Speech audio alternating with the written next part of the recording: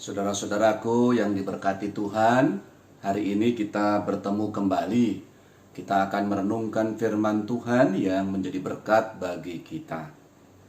Mari kita mempersiapkan kitab Matius 23 ayat yang ke-13 sampai 15. Sebelum kita membaca dan merenungkan firman Tuhan, kita memuji Tuhan dari Kidung Jemaat 308. Baitnya yang pertama, Tuhan kau kekal Raja hati kami, dan syair berikutnya. Tuhan kau kekal Raja hati kami tak sesal ikut firman-Mu, beriman teguh pada jalan damai. Mari kita berdoa. Ya Tuhan, kami akan membaca, merenungkan firman-Mu bersama. Untuk itu, berkatilah kami, nyatakan kuasa Roh Kudus-Mu bekerja atas kami, sehingga dalam membaca dan merenungkan firman-Mu ini, kami dapat memahaminya, juga melakukannya. Dengan begitu kami menemukan sukacita sejati dan pertumbuhan iman yang Engkau harapkan. Berfirmanlah kepada kami Tuhan, kami anak-anak-Mu setia mendengarnya. Amin. Kitab Matius pasal 23 ayat 13 sampai 15, saya membacakan bagi kita semua. Celakalah kamu, hai ahli-ahli Taurat dan orang-orang Farisi, hai kamu orang-orang munafik, karena kamu menutup pintu-pintu kerajaan surga di depan orang, sebab kamu sendiri tidak masuk, dan kamu merintangi mereka yang berusaha untuk masuk. Celakalah kamu, hai ahli-ahli Taurat dan orang-orang Farisi, hai kamu orang-orang munafik, sebab kamu menelan rumah janda-janda, sedang kamu mengelabui mata orang dengan doa yang panjang-panjang. Sebab itu kamu pasti akan menerima hukuman yang lebih berat. Celakalah kamu, hai ahli-ahli Taurat dan orang-orang Farisi, hai kamu orang-orang munafik, sebab kamu mengarungi lautan dan menjelajah daratan untuk mentobatkan satu orang saja menjadi penganut agamamu, dan sesudah itu ia bertobat, kamu menjadikan dia orang neraka yang 2 kali lebih jahat daripada kamu sendiri. Demikianlah firman Tuhan, terpuji Kristus. Amin. Saudara-saudaraku, memaknai agama untuk kepentingan itu, kepentingan penganutnya itu sudah ada sejak agama itu sendiri lahir. Jadi demi sesuatu maka agama itu dipakai. Para ahli Taurat dan orang Farisi juga melakukan hal yang sama demi kehormatan mereka tentunya. Kalau ahli Taurat ya demi mereka dirasakan sebagai seorang ahli yang benar-benar ahli ya. Jadi dia tentu saja akan berusaha begitu rupa. Dia menjadi terhormat dan mau orang mengakui kehormatan itu.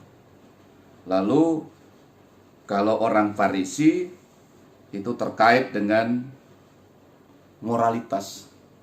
Mereka merasa yang paling bermoral, paling suci. Dan demi itu dia akan menjalankan apa saja. Ya, dia berjuang begitu rupa demi kehormatan moralnya ya dari sekte Farisi ini. Sepintas mungkin tidak bermasalah. Ada orang yang anaknya berpacaran dengan orang yang rajin ke gereja, sudah senang sekali. sudah tidak akan ada masalah lagi. Seakan-akan yang penting sudah ke gereja, ya sudah selesai masalahnya. Dia akan menjadi orang percaya yang baik. Paling tidak gitu ya, dia sopan, dia bisa menghargai dan sebagainya. Sering seperti itu. Dan itulah fenomena orang dalam memahami suatu agama. Apakah ini salah? Kita lihat. Ya, Matius mau berbicara tentang hal-hal seperti ini.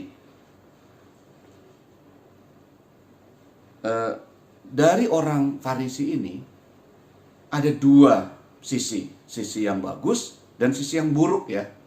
Ada yang patut diteladani, ada juga yang mesti dijauhi. Nah, dari situ kita akan menemukan bahwa firman Tuhan disampaikan dengan benar.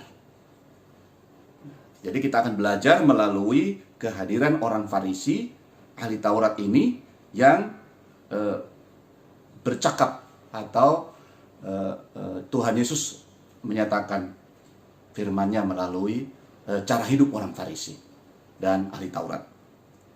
Kita akan fokus pada 3 ayat sebagaimana yang kita baca tadi. Tuhan Yesus melihat bahwa ada yang patut dicontoh sebenarnya dari orang Farisi ini. Dan kita mesti mengakuinya.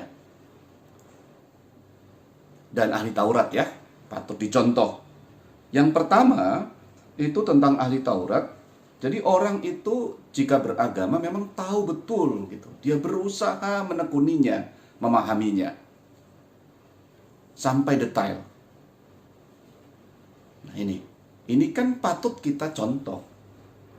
Jadi kalau kita mengajarkan firman Tuhan melalui kitab suci Alkitab kita, tentu secara detail kita ingin anak-anak kita ingin seluruh warga gereja membacanya begitu rupa. Dari Kejadian sampai Wahyu.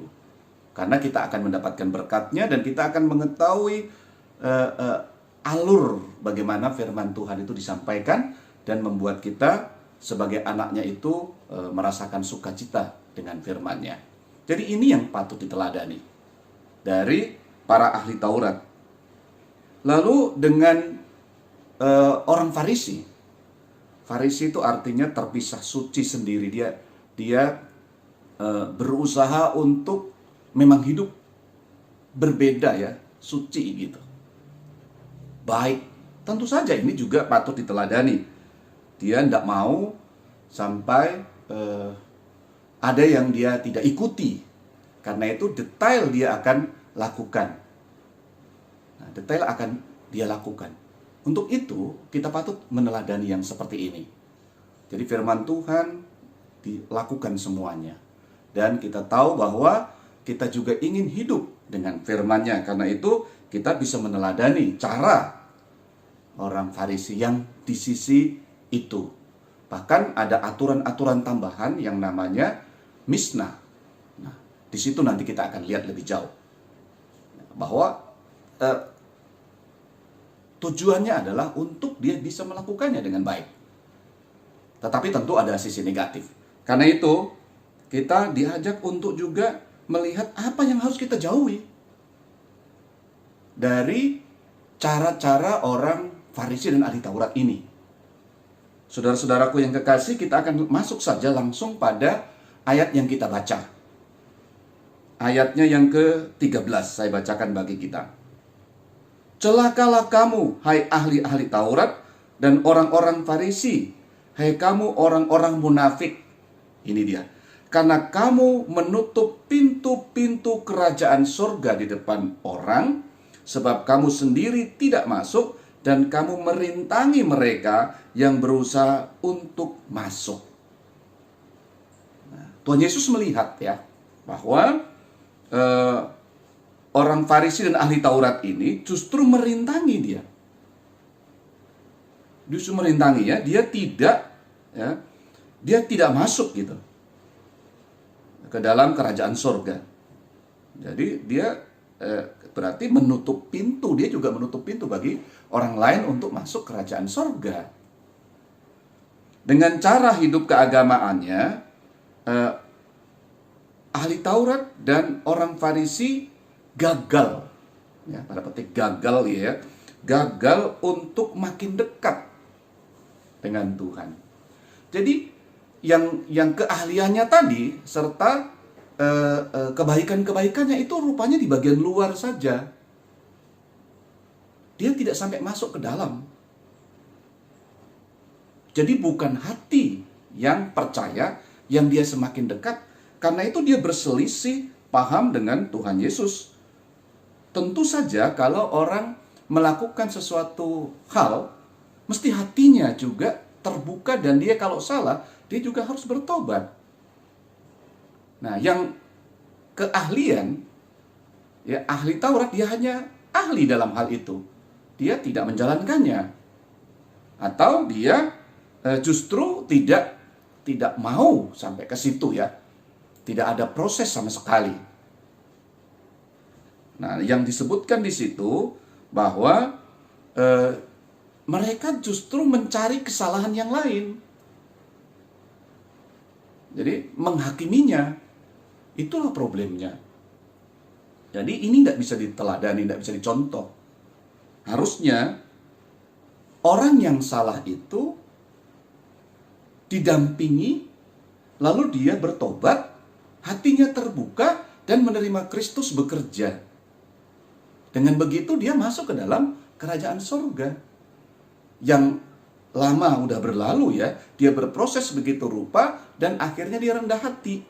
Nah, karena orang-orang Farisi dan ahli Taurat ini tidak ke situ fokusnya, tetapi ke bagian luarnya, maka dia juga berarti merintangi gitu loh. Dia membuat orang lain tidak berproses ke cara hidup yang benar menuju ke sorga itu. Nah, ini dia bahwa mereka itu tidak menerima pembaharuan, ya, tidak menerima Kristus menyelamatkan. Jadi hanya membuktikan bahwa dia bisa, gitu ya. Dia dia punya kemampuan gitu. Ini dia. Jadi dengan begitu dia justru merintangi. Nah, kalau cara hidup seperti ini meragi atau mempengaruhi begitu rupa, maka dengan adanya orang Farisi, justru orang tidak bisa masuk ke dalam kerajaan surga kan. Jadi kalau mengikuti kelompoknya, bukan dibawa ke surga gitu loh. Karena dibawa jadi sombong, jadi hal yang penting lahiriah, dan nanti menuntut gitu. Bisa menuntut. Kita tahu kisah perumpamaan tentang anak yang hilang. Si sulung dia, karena dia merasa tidak bersalah, dia tuntut bapaknya. Begitu ya dalam kisah itu. Ya, itu dia. Dengan begitu, bukan kerendahan hati, bukan menerima Allah atau Bapa itu bekerja begitu rupa dan bahagia karena bersama dengan Allah, tetapi menuntutnya. Ini tidak bisa diteladani, tidak bisa dicontoh. Harus dihindari. Nah, seperti itu. Lalu, pada ayat yang ke-14, ya, pada ayat 14, saya bacakan bagi kita. Celakalah kamu, hai ahli-ahli Taurat dan orang-orang Farisi, hai kamu orang-orang munafik, sebab kamu menelan rumah janda-janda, sedang kamu mengelabui mata orang dengan doa yang panjang-panjang. Sebab itu kamu pasti akan menerima hukuman yang lebih berat. Nah, ini dia, parah. Jadi ada kepentingan tertentu ya, yaitu dia untuk mendapatkan uang dari janda-janda yang tidak berdaya, ya. Tidak berdaya, dia layani begitu rupa, lalu akhirnya hartanya jatuh ke tangan mereka. Ini sangat buruk gitu. Tapi itu bisa terjadi, ya. Itu bisa terjadi. Itulah kepentingan-kepentingan ya yang dipunyai oleh ahli Taurat dan orang Farisi ini. Ini sangat buruk sekali gitu loh. Jadi ada keinginan-keinginan, lalu juga orang dikelabui dengan doa-doanya yang panjang gitu ya. Seakan-akan itu bagus, lalu sangat beriman. Ini dia hanya bagian luar seperti itu. Dia mengelabui Ya, jadi dia pikir bahwa dirinya bagus, tidak ada yang buruk gitu. Nah, ini keuntungan-keuntungan di balik itu. Di balik itu. Jadi ini harus dihindari cara seperti ini. Dan ayat 15 ketiga, celakalah kamu hai ahli-ahli Taurat dan orang-orang Farisi, hai kamu orang-orang munafik, sebab kamu mengarungi lautan dan menjelajah daratan untuk mentobatkan satu orang saja menjadi penganut agamamu, dan sesudah ia bertobat, kamu menjadikan dia orang neraka yang 2 kali lebih jahat daripada kamu sendiri. Nah, ini dia. Jadi dibujuk, dimasukkan di kelompoknya. Makanya Tuhan mengatakan itu agamamu gitu ya. Justru menentang Kristus yang menyelamatkan. Dia karena dia menjadi usaha manusia. Jadi agama itu usaha untuk menyelamatkan dengan aturan-aturan yang mereka sangat kuasai itu. Nah, seperti itu. Ya. Ini benar-benar harus dihindarkan. Nah, karena itu, saudara-saudaraku, Tuhan Yesus mengecam. Pada 3 ayat ini, itu semuanya dimulai dengan celakalah kamu, hai ahli-ahli Taurat dan orang-orang Farisi, hai kamu orang-orang munafik. Gitu. Jadi, ini sesuatu yang berat begitu ya. Karena dari percakapan Yesus dengan orang Farisi dan ahli Taurat ini di pasal 23 itu ada 7 kecaman. Ada 7 kali kecaman. Celakalah. Kalau kita gumuli ya, Bapak Ibu Saudara-saudara, antara yang positif dengan yang negatif tadi, itu kelihatan sekali bahwa orang Farisi dan ahli Taurat ini, dia keinginan-keinginannya yang lebih menonjol. Nah, ini dosa sebenarnya. Ya.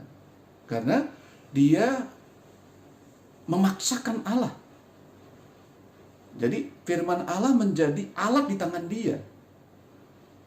Jadi Allahnya dilawan.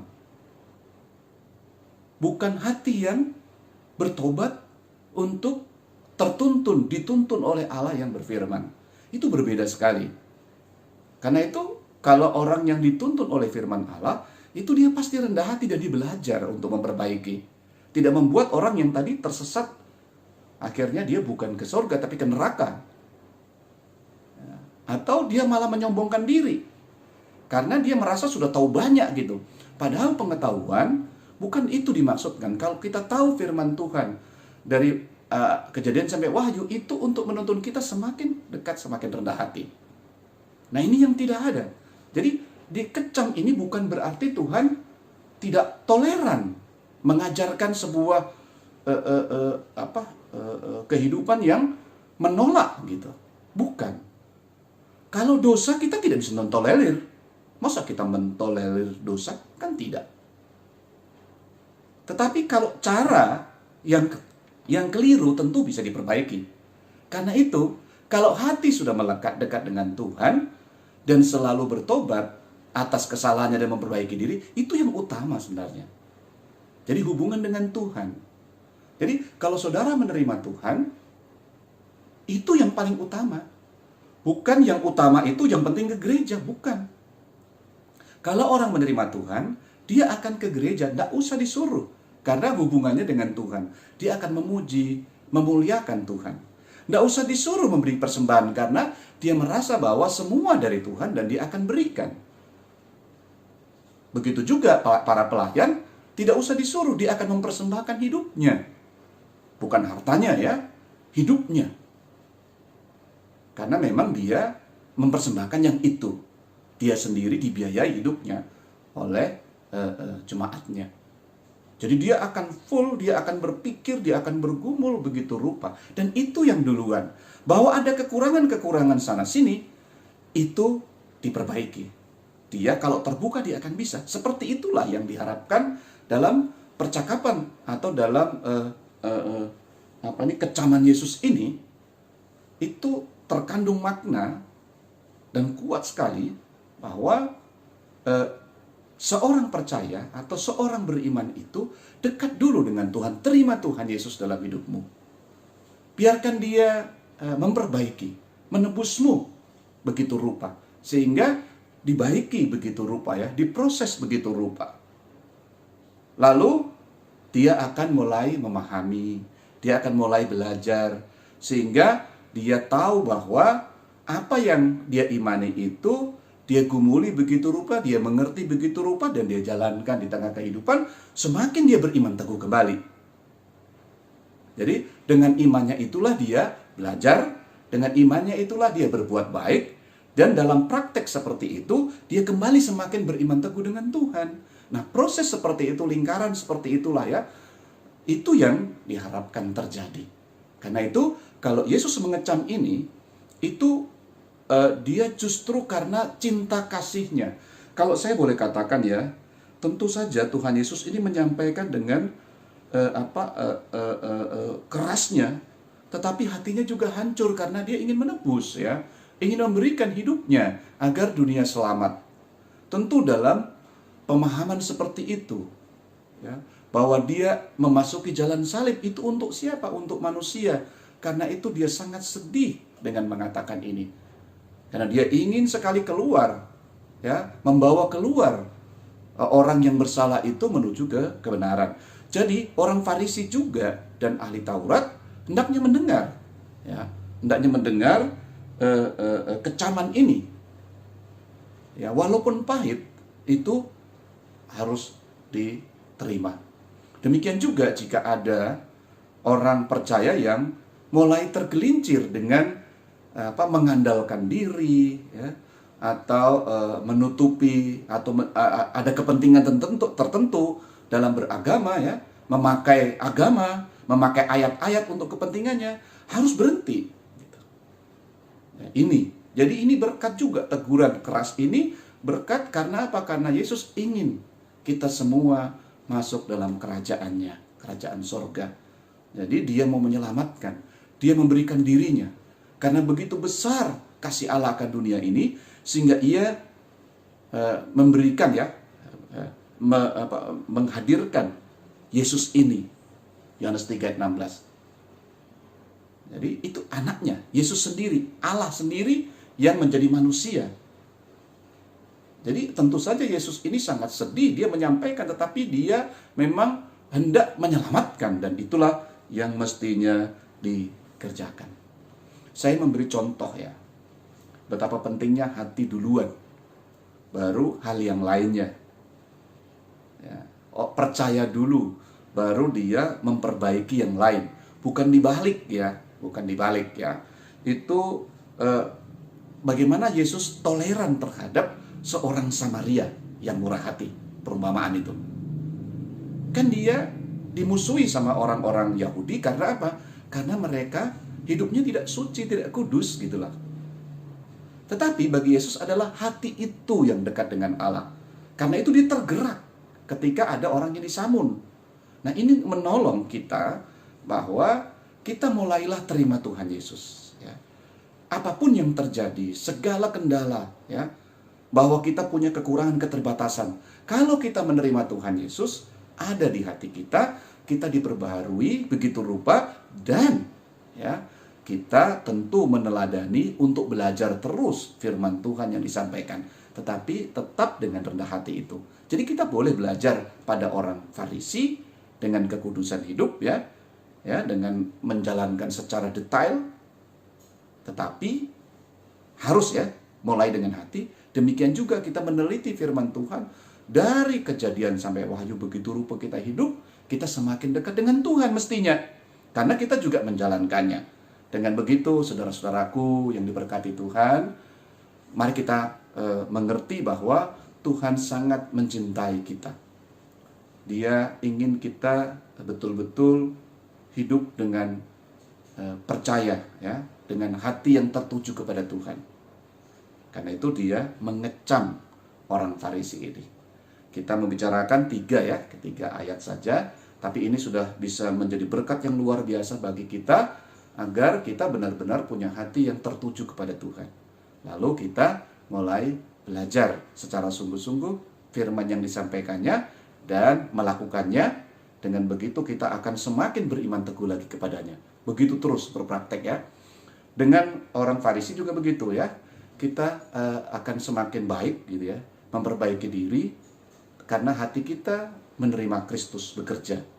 Kita bertobat kalau kita salah, kita memperbaiki, dan kita juga melakukan yang terbaik. Nah, pada waktu kita menjadi orang yang melakukan yang terbaik, kita punya pengalaman dalam kehidupan sosial. Bisa saja kita mengalami kendala-kendala, terutama dalam kehidupan bersama dengan yang berkepercayaan berbeda. Kita belajar banyak hal, dan kita akan semakin tajam memahami cinta kasih Tuhan. Karena itu, kita semakin beriman teguh, kita semakin dekat dengan Tuhan. Begitulah terus terjadi dengan praktek kehidupan. Nah, inilah berkat yang kita bisa renungkan bersama, sehingga saya mengajak kita untuk benar-benar hidup di dalam Tuhan, yang ingin kita memiliki hati yang bertobat, dan juga sekaligus kita hidup dalam kebenaran, tetapi juga kita memahami firman Tuhan. Dan kiranya firman yang kita renungkan bersama ini semakin menguatkan kita di minggu Prapaskah, bahwa Tuhan menghendaki kita dekat dengan Dia, menerima Dia. Ya, Allah tidak mau, Yesus tidak mau kita menggunakan agama untuk kepentingan kita. Ya, kita diajarkan juga untuk bertekun begitu rupa dalam firman, belajar, mengerti, dan mempraktekannya. Kita juga hidup kudus, mengerti, kita mempraktekkan hidup kudus, dan akhirnya semakin dekat dengan Tuhan. Berkat luar biasa bagi kita. Karena itu saya mengucapkan selamat kita memperoleh pemahaman yang jelas sekali bahwa Yesus menghendaki kita dekat dengan Dia, menerima penebusannya, dan hidup ya dengan bertekun akan dengan firman-Nya, dan juga mempraktekkan kehidupan dengan kehidupan yang baik, yang semakin mendekatkan diri ketika kita praktekkan. Karena kita tahu ada berbagai pergumulan, dan kita semakin dekat lagi dengan Dia. Kita meminta petunjuk, meminta kehendak-Nya bekerja atas hidup kita. Selamat menerima Tuhan Yesus. Tuhan segera menyelamatkan Anda. Dia akan mati bagi kita karena Dia peduli dengan kita, dengan segala pergumulan yang kita alami. Tuhan memberkati kita. Amin. Kita kembali memuji Tuhan, menyanyikan Kidung Jemaat 308. Baitnya yang kedua. Bimbing kami pun dalam pergumulan, dan syair berikutnya. Bimbing kami pun dalam pergumulan, agar bertekun sampai akhirnya di terang baka kami pandang Tuhan. Mari kita berdoa. Bapa Sorgawi, terima kasih kami merenungkan firman-Mu, dan kami dituntun untuk mempunyai hati yang percaya kepadamu, bertobat dari cara hidup yang salah. Lalu kami juga melihat sisi positif dari cara hidup yang bertekun dengan firman Tuhan, memahaminya begitu rupa, mengerti, dan mempraktekannya. Juga berkelakuan baik, memahami kelakuan yang tepat sesuai dengan petunjuk atau firman Tuhan, menjalankannya. Dengan demikian akan semakin beriman teguh kepadamu. Terima kasih Tuhan, kami mendapatkan berkat yang luar biasa ini, mengantarkan kami untuk memahami di minggu Prapaskah ini bahwa Engkau sungguh-sungguh menghendaki kami menerimamu dengan hati, dengan bertobat, karena Engkau juga sangat mengasihi kami. Engkau rela datang dalam Putramu, mati bagi kami. Karena itu kami juga hidup dalam kehidupan baru, yang dibaharui dari waktu ke waktu, yang rendah hati untuk terus belajar akan firman-Mu, rendah hati untuk melakukan firman-Mu, dan akhirnya kami beroleh berkat luar biasa itu. Doa kami untuk kesiapan kami menuju Jumat Agung dan Paskah pada minggu-minggu mendatang, kami semakin menghayati bahwa Tuhan datang, Tuhan menyelamatkan kami. Kami berdoa ya Tuhan, mau menghayati firman-Mu ini di tengah pandemi COVID-19. Kami boleh semakin menghayati cinta kasih Tuhan di balik berbagai pergumulan yang kami alami melalui kondisi ekonomi sosial yang terjadi di masyarakat di Indonesia tercinta ini dengan adanya pandemi. Kami berharap kepadamu, semakin dekat denganmu. Dan kami belajar juga untuk memberi, memperhatikan yang lain, dan dengan cara seperti itu iman kami juga semakin disempurnakan dalam proses itu. Berkat-Mu untuk seluruh jemaat Bojonggede, juga mereka yang mendengarkan firman-Mu ini, menggumuli kehidupannya di dalam Tuhan. Tuhan juga tolong pergumulan jemaat-Mu dalam memenuhi kebutuhan-kebutuhan dalam rangka pengembangan pelayanan. Kami juga rindu pembuatan pagar pastori dapat dijalankan. Demikian juga dengan kebutuhan yang lainnya. Jemaat diberkati Tuhan dengan segala berkat-berkat jasmani, dan mereka mengelolanya dengan sebaik-baiknya, juga memberi persembahan. Tuhan tolong seluruh jemaat dalam bekerja, berusaha membangun pekerjaannya, agar mereka juga dapat bertanggung jawab untuk mengelolanya, untuk mengembangkannya sebagaimana yang dikehendaki Tuhan. Kami berdoa menyerahkan berbagai persiapan kami untuk Paskah, berbagai pergumulan kami di tengah dunia bersama dengan keluarga, juga pergumulan kami bersama dengan pemerintah dalam memutus rantai penularan COVID-19. Kami boleh sehat, kami terus memuliakan nama Tuhan. Kami menyerahkan seluruh keberadaan kami ke dalam tangan kasih-Mu. Ini kami Tuhan, demi Putra-Mu Tuhan Yesus kekasih jiwa kami. Kami berdoa, mengucap syukur atas firman-Mu, dan hendak hidup sesuai dengan kehendak-Mu saja. Amin. Tuhan memberkati kita semua.